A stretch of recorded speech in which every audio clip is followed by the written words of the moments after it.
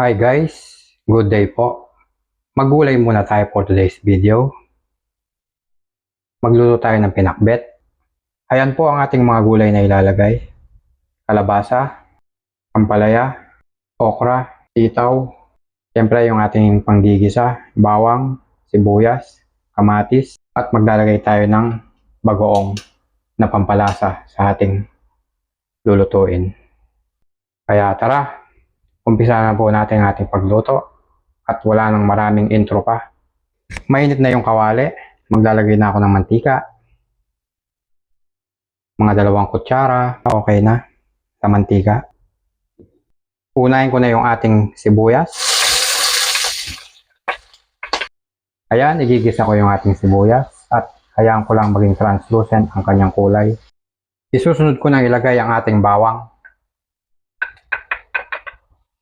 Ayan, tuloy-tuloy lang ang ating paggisa ng ating bawang at sibuyas. Hayaan natin maging golden brown ang bawang. Ilalagay ko na yung ating kamatis. Ayan, tuloy-tuloy lang natin sa paggisa hanggang sa lumambot ang ating kamatis. Pagkatapos niyan, maglalagay na ako ng bagoong, 1 kutsara. Haluin ko lang ang ating bagoong. Sa inyong pagluto ng pinakbet, pwede kayong maglagay ng pork o kaya chicharon. Pwede rin maglagay ng mga hipon. Maglalagay na ako ng 1 tasang tubig. Ayan, haluin ko lang. At ilalagay ko na yung ating kalabasa para lumambot na siya. Tatakpan ko muna at hayaan ko lang ng mga 2 minuto yung ating kalabasa. Ayan, titingnan ko yung ating kalabasa. Ilalagay ko na yung ating ampalaya. Ilalagay ko na rin yung ating okra at sitaw. Sabay-sabay na lahat. Haluin ko lang. Yung kalabasa, medyo malambot na ng konti. Tama-tama lang yan. Magsasabay-sabay na silang lahat sa kanilang paglambot.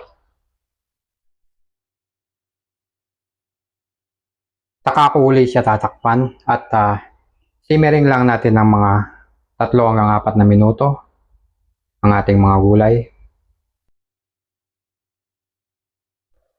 Ayan, makalipas ang 4 na minuto, haluin ko ang ating gulay. Half cook ang ating gulay. Ayaw nating malusak ang ating gulay, kaya titimplahan ko na.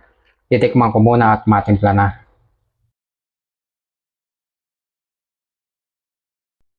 Ayan, okay naman. Maglalagay lang ako ng konting magic sarap. Saka konting patis. Ayan, mga 1 kutsara lang. Ayos na. Tamang-tama lang yun. Ayan, haluin ko ulit. At half cook lang ang ating gulay. Tamang-tama lang to. At healthy. Okay na yung ating niluluto. Papatayin ko na yung kalan. At ready to serving na tayo.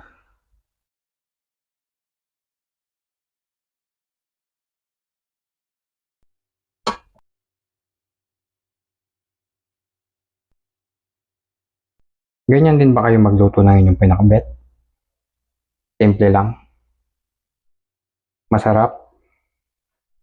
At murang-mura lang ang kanyang nagamit na ingredients.